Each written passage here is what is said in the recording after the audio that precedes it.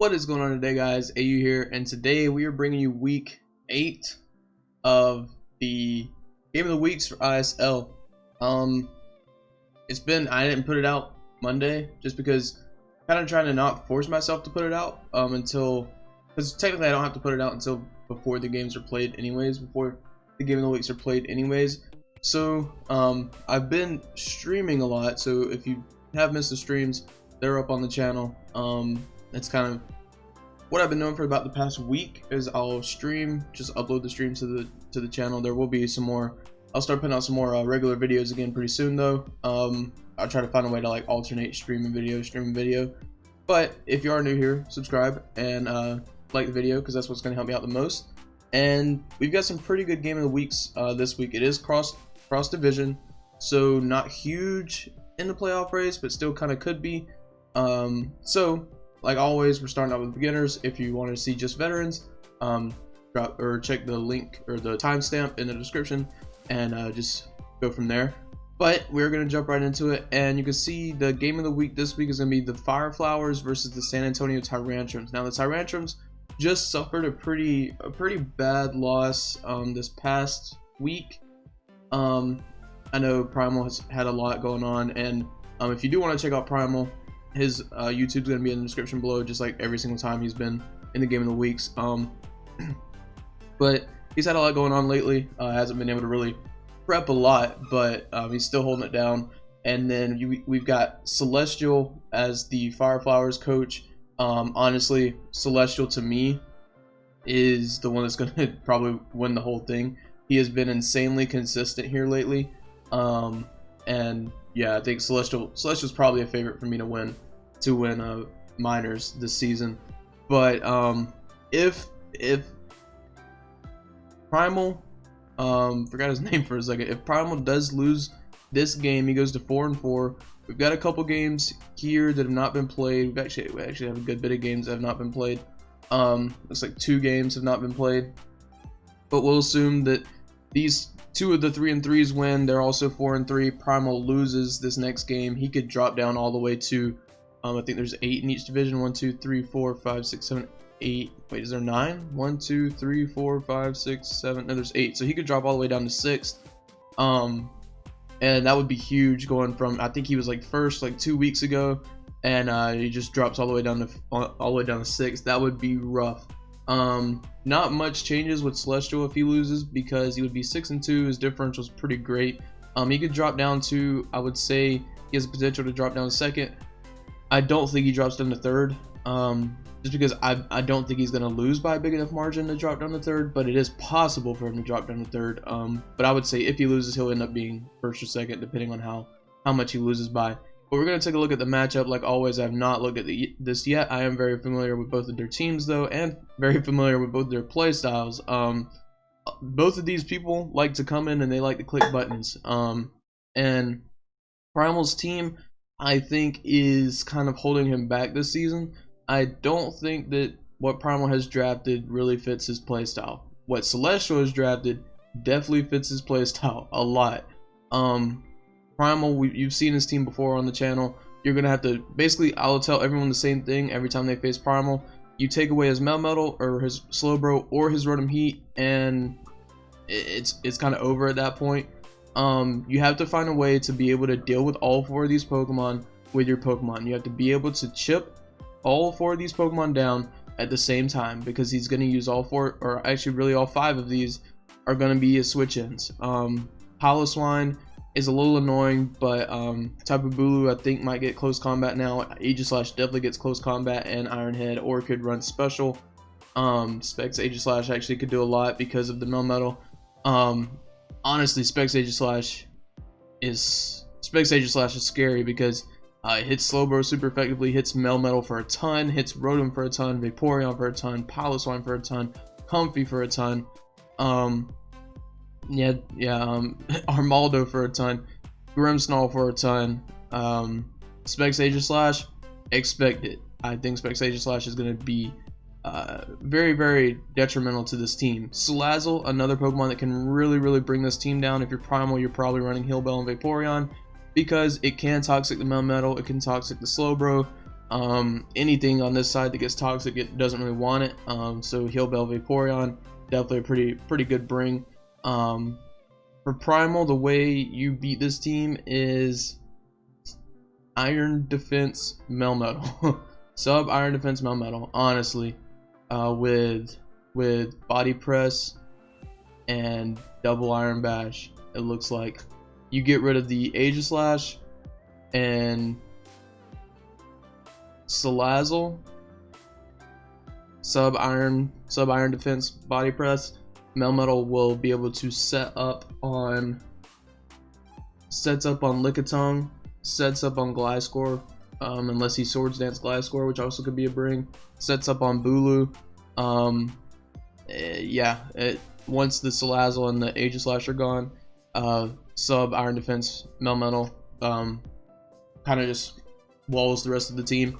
To take care of the Salazzle, obviously you have Slowbro. I don't know if Salazzle gets any coverage for it. I'm sure it does, but sub-toxic Salazzle just does way too much work to the team. You also have Vaporeon, so I think sub-toxic is going to be the most beneficial set because it's not going to be doing a lot of damage otherwise. It can be running Fire Blast just in case it catches the Melmetal, but I would expect sub-toxic Protect, Fire Blast, or something like that. The Tapu Bulu, Swords Dance Tapu Bulu honestly can do a lot of work to the team. Rotom would be a switch in. It doesn't get any rock coverage, I don't think. Or is that Rillaboom that doesn't get the rock coverage?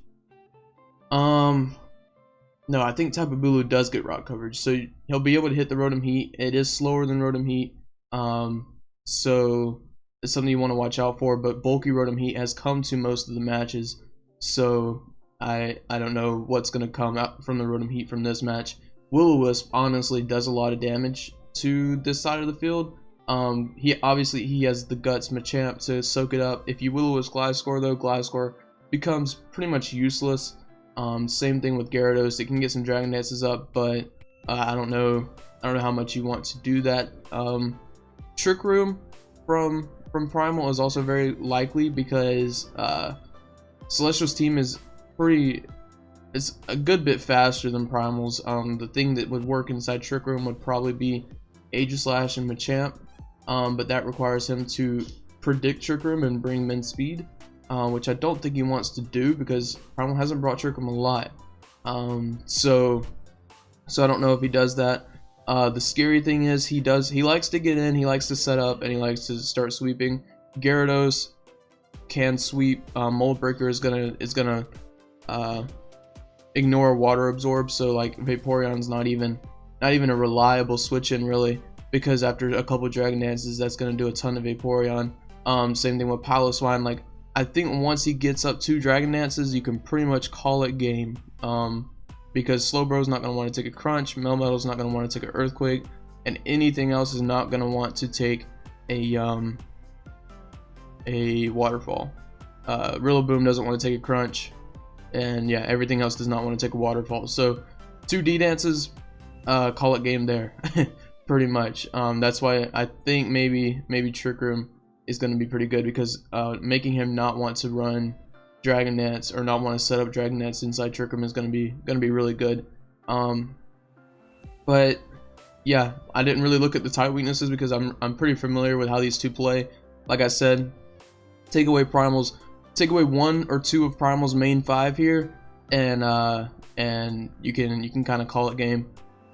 He really relies on these 5 Pokemon: Slowbro, Melmetal, Rotom, Vaporeon, Piloswine. Really relies on those 5. Definitely, if you take away the Vaporeon, slash Slowbro, it hurts him more than anything else. And then he doesn't really have the switch-ins for his Melmetal. So then you're able to take away his Melmetal, and after that his team is kind of falling apart. Now with Celestial, like I said, you get rid of the Gliscor's Toxic Orb, and you kind of shut down the Salazzle and the Aegislash, and Primal has a pretty good chance at winning this game. But in the matchup, I think it's gonna be Celestial. Like I said, Celestial's team is kind of broken. I like Celestial's team a lot, and he plays very well with his team, whereas I think Primal is still kind of out of his element with this team a little bit. just from what I've seen with him playing, he could surprise me in the next coming weeks. And we've got 3 weeks left. But he does seem a little bit out of his element with this team. He does very well with hyper offensive teams, which this one just is not. It's bulky offense, if you're gonna say it's anything. But yeah, that coupled with the fact that I think Celestial does have a pretty good matchup against this team, I think Celestial's gonna come out with the win. But Primal always definitely can surprise you and come out with the W. So it's going to be interesting. It's definitely going to be a good game. But with that, we're going to jump right into the veterans. And I've got that pulled up here.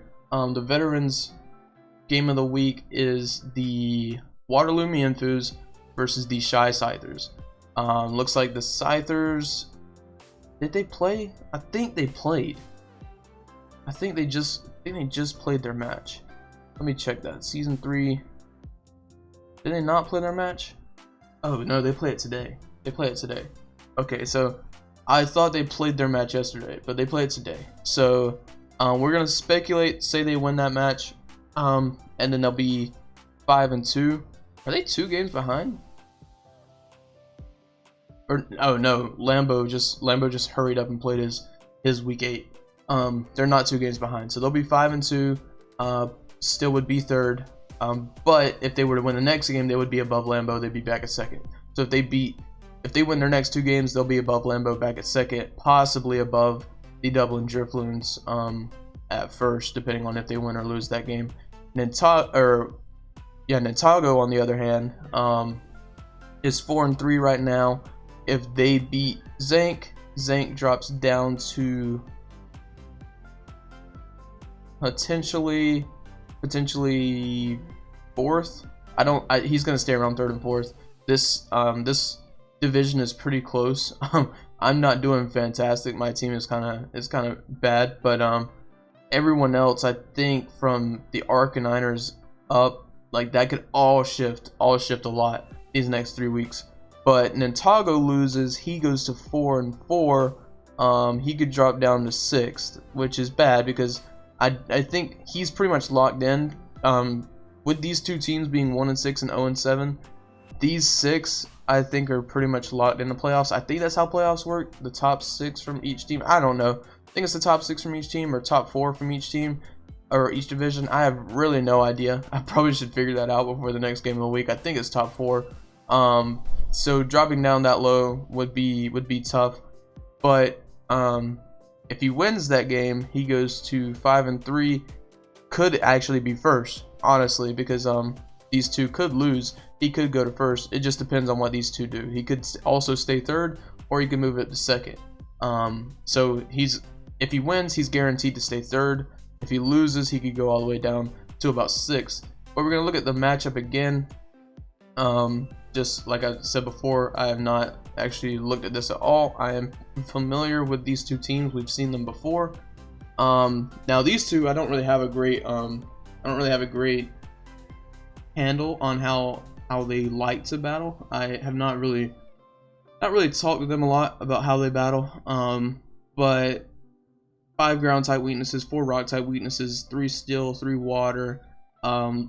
Looking at that, Zank has a pretty good matchup with his rain team, because he's got Seismitoad, he's got Ferrothorn, and a lot of waters. If you are Zank, wait, which one is Zank? Hold on a second. Is Nintago? Okay, Zank has the Mega Lopunny team, so Nintago has the good matchup. Zank is gonna be struggling because he has the Electros, but Electros just gets walled by Eldegoss, which is, I don't know if he's actually brought Eldegoss to any games, but I also don't know if Frostlass gets freeze dry. He does have Toxapex, so Toxapex can wall, but you have to predict either physical or special Seismitoad. I feel like you predict special and run more special defense, and either way, it's just Toxapex is gross either way, but you have to predict physical / special Seismitoad. He also has the Zapdos that can deal with it. Inteleon is super good inside of rain. The only thing is, I'm not a fan of weather teams, specifically rain teams, in draft, because I feel like they're kind of easy to prep for. He has the Delmise, he has the Toxapex, he has the Jirachi, which is going to do pretty good in the rain because you're not going to be able to hit it with any fire moves. Incineroar, I don't know if Incineroar is coming this week, just because it is a rain team. Somehow you have to deal with the Ferrothorn, which is probably with Megalopony. But yeah, I think in this matchup, what's going to be important if you are Zank is somehow breaking Ferrothorn and either getting rid of Politoed or Seismitoad early. You do those two things, and Nintago's team is going to have a tough time coming back from it. If you're Nintago, you've got to take out the Electros early, and you've got to take out the Toxapex early, because those two things are going to be what walls you most of the time. With this having Levitate, Seismitoad can't hit it, like nothing can actually hit it super effectively. And AV Electros is a very easy bring to this matchup, I would think. So somehow you've got to deal with that Electros, or else it just keeps coming in and keeps getting chip damage on something. I'm pretty sure it gets like Energy Ball or Grass Knot to deal with the Seismitoad, so that's not even like a super safe switch in. Volt Absorb Zeraora probably is the switch in, but I think it gets Earthquake. It could run like Coil Physical Electros and be able to deal with the Zeraora. So Electros is definitely scary for the team, but like I said, you get rid of that early and you get rid of Toxapex early, then you're in a pretty good spot. The only thing is, it's Toxapex versus Ferrothorn, which is not the best of matchups for either one of them, I feel like. Toxapex in rain versus Ferrothorn, I don't know if it gets the burn from like a Scald or something, then that's great. Toxapex can kind of just sit there and click Toxic on a lot of things. To be honest, it's gonna wall most of the team. Altaria at +2 Earthquake probably does half. I don't know. I faced a Toxapex the other day where I was at +2 Adamant Max Zygarde 50%, and my 1000 arrows still only had a 64 chance to OHKO. So like Toxapex is a demon, but somehow you've got to get rid of that. You've got to get rid of the Electros. If you're Zank, you've got to get rid of the Seismitoad or the Politoed early on, along with the Ferrothorn, because the Ferrothorn is going to be pretty annoying. It's going to come in and get Iron Barbs damage on U-turns from Gliscor and Jirachi and all kinds of stuff. It's just going to be annoying to deal with. So the matchup, I don't know who has the matchup. I think it's pretty even with these weaknesses. One of the ground type weaknesses is actually immune, so that's a thing. The 3 water type weaknesses, you just switch in Toxapex every single time.